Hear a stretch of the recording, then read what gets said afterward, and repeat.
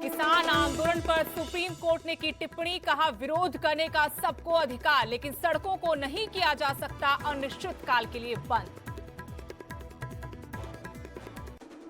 PM Modi ने मनोहर लाल खट्टर की थपथपाई पीठ, कहा हरियाणा को 50 साल में सबसे ईमानदार सीएम मिला। फरीदाबाद के ट्रिपल मर्डर केस में बड़ा खुलासा, मृतक महिला के पति ने अपने साथी के साथ मिलकर की तीनों हत्याएं, पुलिस ने दोनों को किया गिरफ्तार। देश में टीके की रफ्तार 100 करोड़ के पार, 278 दिनों में रचा इतिहास। कैबिनेट की बैठक में मंत्रियों ने पीएम मोदी को दी बधाई।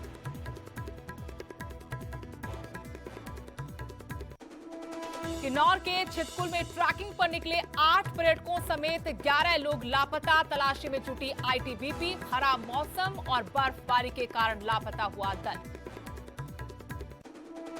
ड्रग्स केस में एक्शन में एनसीबी, अनन्या पांडे के घर की ली गई तलाशी, शाहरुख खान के घर भी पहुंची टीम। अंतर्राष्ट्रीय कुल्लू दशहरे का आज आखिरी दिन, भगवान रघुनाथ के अस्थायी शिविर में बड़ी पूजा हुई संपन्न, दर्शनों के लिए श्रद्धालुओं की उमड़ी भीड़।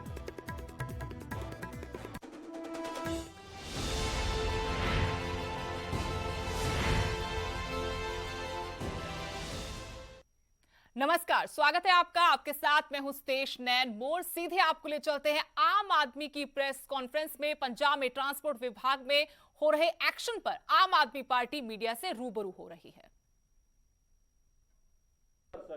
इस कदर कानून ਦੇ ਨਾਲ ਪੰਜਾਬ ਦੇ ਅਕਾਲੀ ਕਾਂਗਰਸੀਆਂ ਦੇ ਟਰਾਂਸਪੋਰਟ ਮਾਫੀਏ ਨੇ ਖੇਡਿਆ। ਪਰ ਇਹ ਬੱਸਾਂ ਦੀ ਦਿੱਲੀ ਤੱਕ ਵੀ ਜਾਂਦੀਆਂ, ਉਹ ਕਹਿੰਦੇ ਉਹਨਾਂ ਉੱਪਰ ਕੋਈ ਕਾਰਵਾਈ ਕਿਉਂ ਨਹੀਂ ਕਰਦੀ ਦਿੱਲੀ ਸਰਕਾਰ ਤੁਹਾਡੀ, ਉਹਨਾਂ ਉੱਪਰ ਉਹ ਬੱਸਾਂ ਕਿਉਂ ਨਹੀਂ ਫੜਦੀ ਉੱਥੇ? ਦਿੱਲੀ ਤੱਕ ਬੱਸਾਂ ਉਦੋਂ ਜਾਂਦੀਆਂ ਨੇ ਜਦੋਂ ਪੰਜਾਬ ਤੋਂ ਚੱਲਦੀਆਂ ਨੇ। ਮਾਫੀਆ ਕਿੱਥੋਂ ਬਣਾਇਆ ਗਿਆ? ਮਾਫੀਆ ਬਣਾਇਆ ਕਾਂਗਰਸੀਆਂ ਅਕਾਲੀਆਂ ਨੇ ਆਪ ਹੈ। ਪੰਜਾਬ ਦੇ ਵਿੱਚ ਨਜਾਇਜ਼ ਪਰਮਿਟ ਆਪ ਦਿੱਤੇ ਨੇ, ਦਿੱਲੀ ਤੱਕ ਦੇ ਪਰਮਿਟ ਆਪ ਦਿੱਤੇ ਨੇ ਤੇ ਕਸੂਰ ਕੇਜਰੀਵਾਲ ਸਾਹਿਬ ਦਾ ਕੱਢ ਰਹੇ ਨੇ, ਕਸੂਰ ਆਮ ਆਦਮੀ ਪਾਰਟੀ ਦਾ ਕੱਢ ਰਹੇ ਨੇ। ਇੱਕ ਆਮ ਸਮਝ ਵਾਲਾ ਵਿਅਕਤੀ ਵੀ ਇਸ ਗੱਲ ਨੂੰ ਸਮਝ ਸਕਦਾ ਕਿ ਦਿੱਲੀ ਤੱਕ ਬੱਸਾਂ ਉੜ ਕੇ ਤਾਂ ਨਹੀਂ ਪਹੁੰਚਦੀਆਂ। ਪੰਜਾਬ ਤੋਂ ਪਰਮਿਟ ਲੈ ਕੇ, ਰਾਜਾ ਵੜਿੰਗ ਸਾਹਿਬ ਦੇ ਮਹਿਕਮੇ ਤੋਂ ਪਰਮਿਟ ਲੈ ਕੇ ਤਾਂ ਦਿੱਲੀ ਬੱਸਾਂ ਪਹੁੰਚਦੀਆਂ ਨੇ ਨਾ। ਅਸੀਂ ਤਾਂ ਕਹਿੰਦੇ ਆ ਤੁਹਾਨੂੰ ਸਬੂਤ ਦੇ ਰਿਹਾ ਕਿ ਤੁਸੀਂ ਦਿੱਲੀ ਤੱਕ ਪੁੱਜਣੇ ਨਾ ਦਿਓ। ਜਿਹੜੀਆਂ ਨਜਾਇਜ਼ ਪਰਮਿਟ ਵਾਲੀਆਂ ਬੱਸਾਂ ਨੇ ਇਹਨਾਂ ਨੂੰ ਇੱਥੇ ਕਿਉਂ ਨਹੀਂ ਰੱਦ ਕਰਦੇ? ਔਰ ਜਿਹੜਿਆਂ ਲੋਕਾਂ ਨੇ ਨਜਾਇਜ਼ ਪਰਮਿਟ, ਸਿਆਸੀ ਲੋਕਾਂ ਨੇ ਅਫਸਰਾਂ ਦੇ ਕੋਲੋਂ ਕਰਵਾਏ ਨੇ, ਉਹਨਾਂ ਦੇ ਉੱਪਰ ਪਰਚਾ ਦਰਜ ਕਿਉਂ ਨਹੀਂ ਕਰਦੇ? ਉਹਨਾਂ ਅਫਸਰਾਂ ਦੇ ਪਰਚਾ ਦਰਜ ਕਿਉਂ ਨਹੀਂ ਕਰਦੇ? ਜਦੋਂ ਪੰਜਾਬ ਦੇ ਵਿੱਚ ਹੀ ਰੱਦ ਹੋ ਜਾਣਗੇ, ਉਹ ਬੱਸਾਂ ਦਿੱਲੀ ਕਿਵੇਂ ਪਹੁੰਚਣਗੀਆਂ? ਚੱਲ ਰਹੀ ਹੈ, ਤੁਸੀਂ ਟਵੀਟ ਕਰਦੇ ਹੋ ਰਾਜਾ ਵੜਿੰਗ ਨੂੰ ਕਿ ਇੰਨੇ ਪਰਮਿਟ ਨਜਾਇਜ਼ ਨੇ, ਦੂਜੇ ਪਾਸੇ ਰਾਜਾ ਵੜਿੰਗ ਟਵੀਟ ਕਰ ਰਹੇ ਨੇ ਕੇਜਰੀਵਾਲ ਨੂੰ ਕਿ ਮੈਨੂੰ ਮਿਲਣ ਦੇ ਲਈ ਸਮਾਂ ਦਿੱਤਾ ਜਾਵੇ ਔਰ ਪੰਜਾਬ ਦੀ ਕਿਸੇ ਸਰਕਾਰੀ ਬੱਸ ਨੂੰ ਕਿਉਂ ਦਿੱਲੀ 에ਅਰਪੋਰਟ ਤੱਕ ਜਾਣ ਦੀ ਪਰਮਿਸ਼ਨ ਨਹੀਂ ਮਿਲ ਰਹੀ, ਕਿਉਂਕਿ ਜਿਹੜੇ ਪੰਜਾਬ ਦੇ ਲੋਕ ਉਹਨਾਂ ਨੂੰ ਇੱਕ ਵੱਡੀ ਕੀਮਤ ਚੁਕਾਉਣੀ ਪੈਂਦੀ ਹੈ ਜਦੋਂ ਦਿੱਲੀ 에ਅਰਪੋਰਟ ਤੋਂ ਵਾਪਸ ਆਉਂਦੇ ਤਾਂ ਪ੍ਰਾਈਵੇਟ ਟਰਾਂਸਪੋਰਟ ਦੇ ਜ਼ਰੀਏ ਆਉਂਦੀਆਂ ਔਰ ਉਸ ਚੀਜ਼ ਦਾ ਖਾਸ ਤੌਰ ਤੇ ਨਾਤਾ ਇੱਕ ਰਾਜਨੀਤਿਕ ਪਾਰਟੀ ਦੇ ਵੱਡੇ ਲੀਡਰ ਦੇ ਨਾਲ ਵੀ ਜੁੜਦਾ। ਦੇਖੋ, ਟਵੀਟ ਦੀ ਗੇਮ ਦੀ ਗੱਲ ਹੈ। ਮੈਂ ਤਾਂ ਪਿੰਡ 'ਚ ਰਹਿਣ ਵਾਲਾ ਬੰਦਾ, ਮੈਂ ਤਾਂ ਚਿੱਠੀ ਪੱਤਰ 'ਚ ਯਕੀਨ ਕਰਦਾ, ਪਰ ਕਿਉਂਕਿ ਰਾਜਾ ਵੜਿੰਗ ਸਾਹਿਬ ਟਵਿੱਟਰ ਤੇ ਕਾਫੀ ਐਕਟਿਵ ਨੇ, ਇਸ ਕਰਕੇ ਮੈਨੂੰ ਟਵੀਟ ਕਰਨਾ ਪਿਆ ਕਿ ਸ਼ਾਇਦ ਮੇਰੀ ਗੱਲ ਇੱਥੇ ਸੁਣ ਲੈਣ, क्योंकि चिट्ठियां के नाल कोई असर नहीं होया। ये हो सकता ट्वीट ते ही गल सुन लेन। वैसे तो जेड़ी गल आप अगली बड़ी खबर, किसान आंदोलन पर सुप्रीम कोर्ट में सुनवाई हुई। किसानों के सड़क जाम पर सुप्रीम कोर्ट ने टिप्पणी की है, कहा किसानों को आंदोलन का अधिकार, सड़क जाम का नहीं। रास्ता बंद होने के कारण लोगों को परेशानी हो रही है। मामले में अब अगली सुनवाई 7 दिसंबर को होगी। लगातार ये कोशिशें की जा रही हैं कि रास्ता खोल दिया जाए। आम लोगों को खासी दिक्कतों का सामना करना पड़ रहा है। सुप्रीम कोर्ट ने भी कोशिश की, पहले भी सुनवाई के दौरान कहा था कि इस तरीके से करना ठीक नहीं है। सरकार की तरफ से भी हाई पावर कमेटी का गठन किया गया, लेकिन बात नहीं बन पाई। किसान नेता लगातार ये कह रहे हैं कि उन्होंने रास्ता बंद ही नहीं किया है। जो रास्ता बंद है वो दिल्ली पुलिस और स्थानीय सोनीपत प्रशासन की तरफ से बंद किया गया है। किसान आंदोलन पर सुप्रीम कोर्ट में जब इसी मसले को लेकर फिर से सुनवाई हुई तो सुप्रीम कोर्ट ने सड़क जाम पर टिप्पणी करते हुए कहा, किसानों को आंदोलन का अधिकार है, सड़क जाम का नहीं। रास्ता बंद होने से लोगों को परेशानी हो रही है। अब इस मामले की अगली सुनवाई 7 दिसंबर को होगी।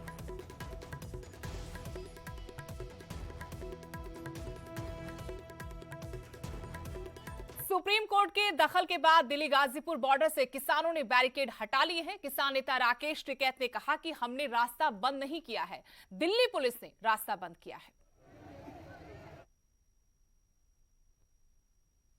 बातचीत के लिए सुप्रीम कोर्ट की टिप्पणी के बाद टिकैत साहब, आप गाजीपुर बॉर्डर पहुंचे हैं।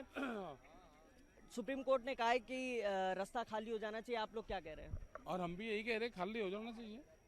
हमने क्या कोई गलत कहा? हमने क्या रास्ते रोक रखे? खाली करवा रहे हैं आज आप लोग? तो नहीं, हम क्या कोर्ट वो है खाली करवाएंगे? हमने रोक ही नहीं रखा। जिसने रोक रखा वो खाली करे। किसने रोक रखा है? ये लिख के क्या लिख रहा? दिल्ली पुलिस। और तो इसी नहीं रोक रखा आपने बातचीत की? ना, आवाज आती नहीं वहां तक। गाड़ी लेकर ये जाना चाहे, दिल्ली जाना चाहे, आम पब्लिक है। इसका इस आंदोलन तो कोई मतलब नहीं है। ये तो दिल्ली जा अपने रिश्तेदारों के यहाँ से। आज आपने मीडिया सेंटर का भी ये पर्दा हटा दिया है सब। कहाँ जा रहे हैं आप लोग? हटा दिया दिल्ली। बैरिकेटिंग हटा दे तो आप लोग प्रदर्शन खत्म कर देंगे क्या? अरे तू हटवा तो दे भाई पहले। कहाँ जाएंगे? दिल्ली कहाँ जाएंगे? बता देंगे, संयुक्त मोर्चा तय करेगा कब, कहाँ और कैसे जाना है। वो संयुक्त मोर्चा बताएगा तय करके। आंदोलन जारी रहेगा? और आंदोलन कहाँ जाने लग रहा? कहाँ बैठेंगे? अगर जैसे ये रास्ता अगर खाली हो जाता है तो फिर कहाँ बैठेंगे?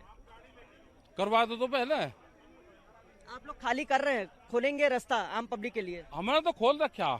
ये किसने रोक रखा? आप बताइए। आप ये किसने रोक रखा? बताइए ना। आप बताओ। देखा भाई, आप पढ़े लिखे आदमी, आप बता दो। हमारे पे अंग्रेजी आती नहीं।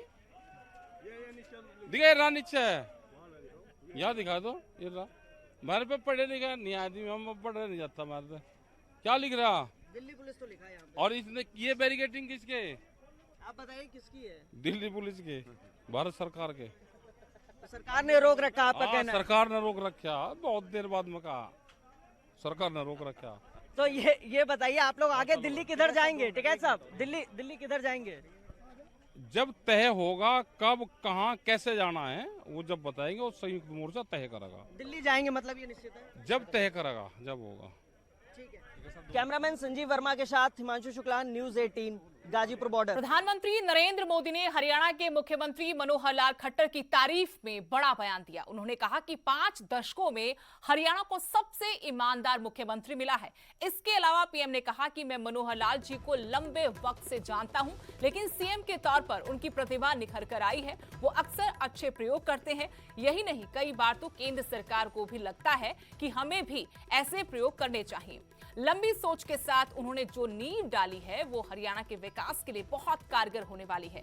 पीएम ने ये बातें वीडियो कॉन्फ्रेंसिंग के जरिए एम्स नई दिल्ली के झज्जर में राष्ट्रीय कैंसर संस्थान में इंफोसिस फाउंडेशन विश्राम सदन का उद्घाटन करने के दौरान कही।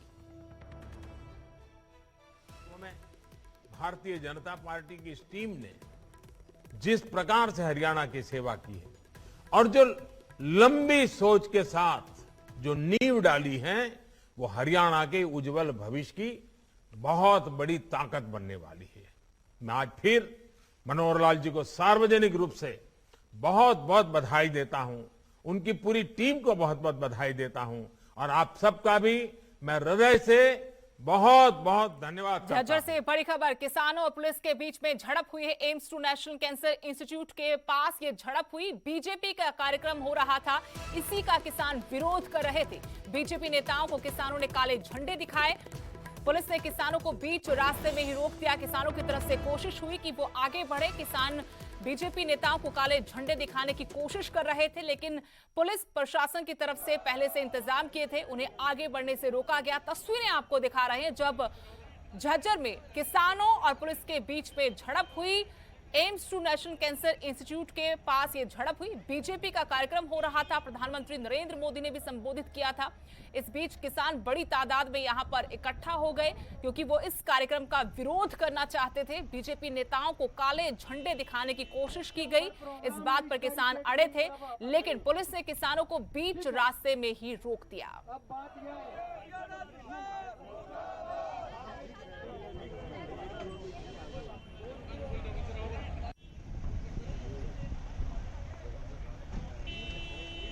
उधर प्रोग्राम है, इस बैरिकेड के इस तरफ आप खड़े हैं, ठीक है। अब बात यह है, अगली बड़ी खबर फरीदाबाद से, जहां ट्रिपल मर्डर केस में बड़ा खुलासा हुआ है। मृतक महिला के पति ने ही वारदात को अंजाम दिया था। आरोपी ने अपने साथी के साथ मिलकर तीनों हत्याएं की थी। पत्नी पर शक करता था आरोपी पति। पुलिस ने दोनों आरोपियों को गिरफ्तार कर लिया है। फरीदाबाद के ट्रिपल मर्डर में बड़ा खुलासा, हत्यारा कोई और नहीं बल्कि महिला का पति निकला। मृतक महिला के पति ने ही अपने साथी के साथ मिलकर इस बड़ी वारदात को अंजाम दिया। इन तीनों हत्याओं के पीछे मृतक महिला का पति था। पत्नी पर शक इस बड़ी वारदात की वजह रही। पुलिस ने दोनों आरोपियों को गिरफ्तार कर लिया है। 3 आदमियों के मर्डर हुए हैं, जिनमें 2 लेडीज है, 1 जेंट्स है, और तीनों ही किराए पर रहते थे। पीछे एक रहने वाला पानीपत का है, एक NIT का है, 2 आदमी लेडीज दोनों NIT की है। घायल एक लड़के का लग रही है चोट, वो एशियन हॉस्पिटल में है। ये करीब 3:15 बजे के लगभग है। ये कोई आपसी रंजिश नहीं है। और जानकारी अपडेट के साथ फरीदाबाद से हमारे सहयोगी अनिल राठी फोन लाइन से जुड़ गए। अनिल, किस तरीके से पुलिस आरोपी तक पहुंच पाई, इस वारदात के बारे में क्या और जानकारी है? जी बिल्कुल, देखिए सुदेश, आपको बता दें इस पूरे मामले पर जिस तरीके से देर रात से जो है वो कहीं न कहीं संशय बना हुआ था और पुलिस के लिए एक बहुत बड़ी चुनौती भी हो गया था। जिस तरीके से एकाएक एक गांव में 3 मर्डर हो जाते हैं, तो उसको लेकर के पुलिस की टीमें, क्राइम ब्रांच की टीमें और खुद ACP जो है वो मौके पर पहुंचे थे। लेकिन देखिए, मैं बता देता हूँ सुदेश आपको, इसमें जो घायल युवक था राजन, जिसकी उम्र बताई जा रही है, जो घायल होकर के हॉस्पिटल में जिसका एडमिट उपचार चल रहा था, उसी के बयान के आधार पर जो है वो पूरी कार्रवाई की गई। क्योंकि उसके बयान लेने के लायक जिस तरीके से हुआ, तो पुलिस ने उसके जब पूछताछ करी तो उसने साफ तौर से बताया कि इस तरीके से घर में इतने लोग आए थे और ऐसे ये लोग थे, ये रिश्तेदार थे। तो उसके बावजूद इस पुलिस जो है वो गुत्थी सुलझाने में कहीं न कहीं कामयाब हो गई और देर रात को ही जो है वो पुलिस ने अपनी टीमें गठित कर दी इस पूरे मामले को लेकर के। और सुबह आज जैसे ही इसकी गिरफ्तारी हुई, उसके बावजूद पुलिस ने इस पूरी मामले का जो है खुलासा किया। क्योंकि पत्नी के ऊपर जिस तरीके से शक करता था ये पति जो है वो, इसको लेकर के पूरी घटनाक्रम को अंजाम दिया गया और इसमें 3 लोगों की जो है वो निर्मम तरीके से हत्या हो गई। शुक्रिया अनिल जानकारी के लिए। तो पुलिस ने आरोपी को गिरफ्तार कर लिया है और आरोपी ने अपने साथी के साथ मिलकर ही इन तीनों हत्याओं को अंजाम दिया था। आरोप ये है जानकारी के मुताबिक कि वो अपनी पत्नी पर शक करता था, जिसके चलते उसने इतनी बड़ी वारदात को अंजाम दिया और अपने हंसते खेलते परिवार को खत्म कर दिया। वहीं पलवल में ससुराल वालों की दहेज की मांग से परेशान होकर एक विवाहिता ने जहर खाकर खुदकुशी कर ली। पुलिस ने मृतका के भाई की शिकायत पर ससुराल पक्ष के 5 लोगों पर दहेज उत्पीड़न और खुदकुशी के लिए उकसाने का मामला दर्ज कर लिया है। हालांकि अभी किसी की गिरफ्तारी नहीं हो पाई है।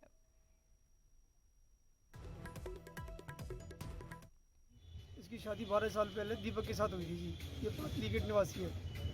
इनकी शादी के बाद से तुरंत दहेज की मांग, मारपीट तभी से शुरू थी जी। उसकी बाबत हमने कई बार थाने में कंप्लेंट दी, महिला मंडल में दी, महिला थाने में दी और पंचायती तौर पे तो 10-20 बार फैसले हो लिए। हर बार अब नहीं होगा कह के ले जाते थे जी। अभी लेटेस्ट में 3 महीने पहले लड़की बीमार हो गई, उसको हमारे घर छोड़ के फिर आधी रात को 2 बजे आगे शराब पी के घर के बाहर हंगामा करके लड़की के साथ मार पिटाई करी है। उसकी कंप्लेंट दी थी हमने। कंप्लेंट देने के बाद फिर राजीनामा करा लिया, रिश्तेदारों के साथ आके फिर ले गए। अब कल उनको जहर दे के मार दिया है जी। इसके ससुराल पक्ष इसको तंग करता था और कल उसने जहर खा के अपनी जीवन लीला समाप्त कर ली। जहर दिया, उन्होंने खुद लिया, बात एक ये तंग करते थे मतलब उसको। तो इस संदर्भ में क्या कार्रवाई की जाएगी? इसमें मुकदमा दर्ज कर दिया है, FIR लॉन्च हो चुकी है, अभी पोस्टमार्टम कराएंगे। खबर हिमाचल के किन्नौर से, जहां के छितकुल की तरफ ट्रैकिंग पर निकले 11 लोग लापता हो गए हैं, जिनमें 8 ट्रैकर्स बताए गए हैं और 3 कुक हैं। बर्फबारी के बाद से ये दल लापता है। 11 लोगों का दल उत्तराखंड के हर्षिल होते हुए छितकुल की तरफ निकला था और इन्हें 19 अक्टूबर को छितकुल पहुंचना था। इनमें कोलकाता, दिल्ली और उत्तराखंड के लोग शामिल हैं। किन्नौर प्रशासन की ओर से आज सुबह ITBP का एक दल लापता लोगों की तलाश के लिए निकल पड़ा है, लेकिन फिलहाल अभी तक कोई जानकारी नहीं। ये जो दल है, बताया गया कि 19 अक्टूबर को छितकुल पहुंचना था, लेकिन इनके बारे में कोई सुराग नहीं मिल पा रहा। ट्रैकिंग के लिए 11 लोग निकले थे जो लापता बताए जा रहे हैं, जिनमें 8 ट्रैकर्स हैं और 3 कुक हैं। बर्फबारी के बाद से ये दल लापता है। हालांकि ITBP की टीम इनकी खोज के लिए निकल चुकी है। किन्नौर के छितकुल की तरफ ट्रैकिंग पर निकले 11 लोग लापता हुए हैं। जिनमें 8 ट्रैकर्स हैं जबकि 3 कुक बताए गए हैं। बर्फबारी के बाद ये दल लापता हुआ है।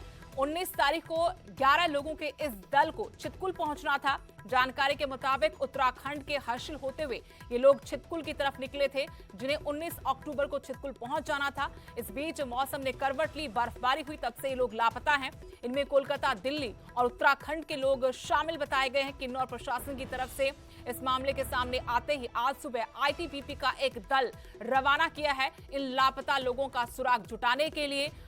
किन्नौर के छितकुल की तरफ ट्रैकिंग पर 11 लोग निकले थे जो लापता हो गए हैं। खराब मौसम एक बड़ी वजह, एक बड़ी रुकावट बना। जैसे प्रशासन को जानकारी मिली, आईटीबीपी के जवानों की एक टीम रवाना की है छितकुल की तरफ ताकि इन लापता लोगों का पता लगाया जा सके। इस वक्त किन्नौर से डीसी हैं आबिद हुसैन सादिक, वो हमारे साथ फोन लाइन पर जुड़े हैं। सर, बहुत बहुत स्वागत है आपका न्यूज 18 में। थैंक यू जी। आपसे जानना चाहते हैं, जो ट्रैकिंग करते हुए लोग लापता हुए हैं उस बारे में कोई जानकारी आप हमारे दर्शकों को दे पाएंगे? किस तरीके से इस मामले में प्रशासन अपनी कार्रवाई कर रहा है? देखिए जी, जैसे हमें कल पता चला जब हमें पोर्टर मिले थे यहाँ पर, और जो उन्होंने पुलिस को बताया कि ऐसे ऐसे कुछ लोग वहाँ पर स्टैंडर्ड हैं, तो हमने कल शाम से ही कार्रवाई शुरू की। आईटीबीपी की टीम तैयार की, आर्मी की टीम तैयार की, और हमने उत्तराखंड गवर्नमेंट को भी कॉन्टेक्ट किया क्योंकि आए उत्तराखंड से ही कोई हमें इंटीमेशन नहीं थी इनके आने की यहाँ। तो आज सुबह जो है यहाँ से हमारे आईटीबीपी की टीम 4:30 बजे सुबह निकली है। वो 3:30 फीट में बर्फ में रास्ता निकालते आगे चल रही है। अभी भी वो आगे चल रहे हैं। और वहाँ से इंडियन आर्मी के चॉपर जो है, वो जो है चॉपर सुबह आज सुबह ये रेस्क्यू करने गया था, और उन्होंने एक इंजर्ड को अभी तक रेस्क्यू कर लिया है, और एक इंजर्ड अभी वहीं है, और हमें 5 बॉडीज वहाँ मिली हैं। एक इंजर्ड को हम रेस्क्यू कर चुके हैं जो इस वक्त हॉस्पिटल में है। एक इंजर्ड अभी वही है जिसको सुबह निकालेंगे। बट आर्मी ने अपना एक टेंट वहाँ लगाया है, 2 लोग भी रखे हैं जो उसको फर्स्ट एड भी दे रहे हैं, खाना पीना भी कर रहे हैं, और उसको सुरक्षित है अभी जो एक बंदा वहाँ पर है। और 4 लोग अभी भी हमारे मिसिंग है, जो अकॉर्डिंग टू वो जो इंजर्ड पर्सन वो कह रहा है कि वो आगे चले गए। तो उनको अभी क्योंकि 2 बजे के बाद वहाँ पर वेदर कंडीशन खराब हो गई थी, तो चॉपर जा नहीं पाया दोबारा से। अब ये ऑपरेशन सुबह से चालू होगा, और हमारा आईटीबीपी का ऑपरेशन से चालू है जी। लेकिन सर, आप कह रहे कि 5 बॉडी मिली है। चलिए, शुक्रिया बहुत बहुत जानकारी देने के लिए। तो एक घायल को रेस्क्यू कर लिया गया है। हालात वहां पर काफी गंभीर, क्योंकि जैसा कि जानकारी दी गई किन्नौर के डीसी की तरफ से कि जैसे सूचना मिली थी लापता लोगों के बारे में, तो उसी वक्त हरकत में आए। प्रशासन की तरफ से टीमों का गठन किया और सेना की मदद भी ली जा रही है। यहां रुकेंगे छोटे से ब्रेक के लिए, फौरन लौटते हैं।